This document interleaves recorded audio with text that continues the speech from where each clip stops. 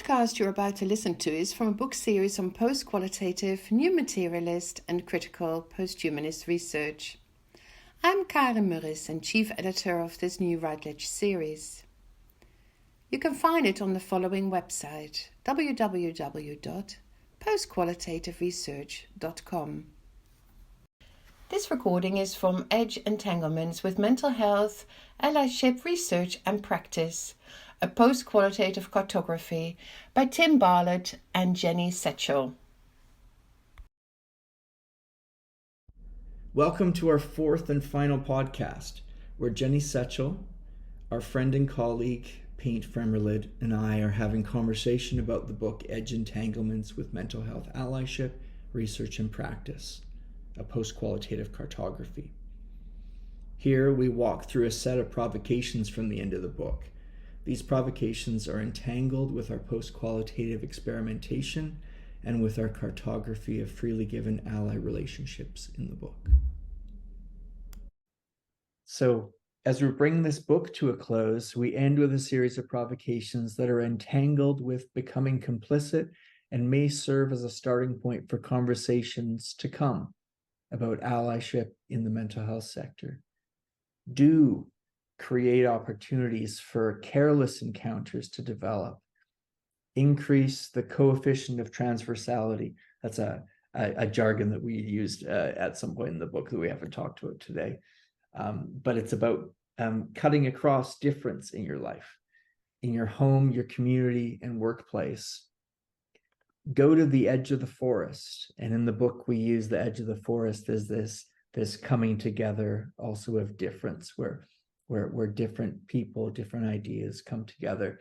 So go to that edge and invite others there in the hope that the people who are missing catch your gaze. Go close, get infected, and be guided by a desire for a people to come. Carefully and transversally untrain allies. Develop new approaches for disrupting dominance through transversality.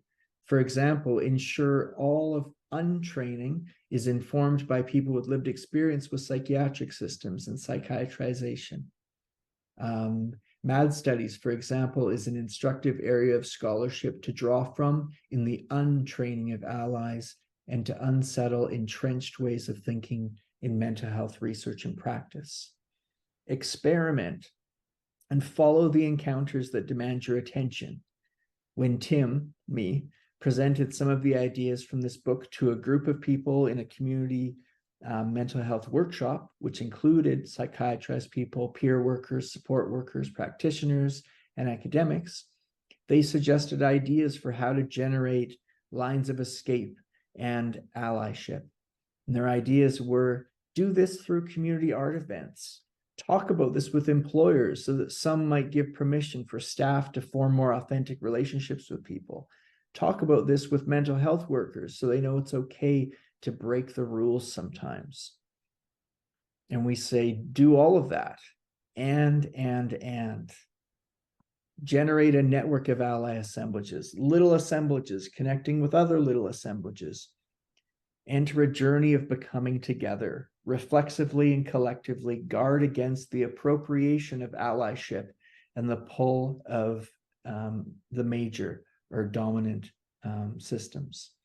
Create zigzag cracks in micro-political issues of oppression and marginalization through ongoing micro-political movements, operating as a continually changing constellation, a pack of wolves. Try to be an accomplice, knowing this is forever on the horizon, becoming complicit. And then don't. Last 2 points are don't arborify or rigidize ally assemblages. Don't turn micro-political becomings and allyship into a program. And don't be an authority in someone's life. Thank you for joining us, Paint. Yeah, I'm really grateful to be able to speak to my lived experience a little bit and maybe influence how people are engaging with how they're thinking about relationships and how they're thinking about what is helpful, what is good allyship, how do I fill that role in a way that is healthy and sustainable and meaningful, right? Because it's not just a one-off thing. Yeah, thank you for speaking to that. Thank you for guiding our reading of your cards, and contributing to this really unpredictable conversation that we had that we didn't plan out at all. Thank you for listening to this podcast.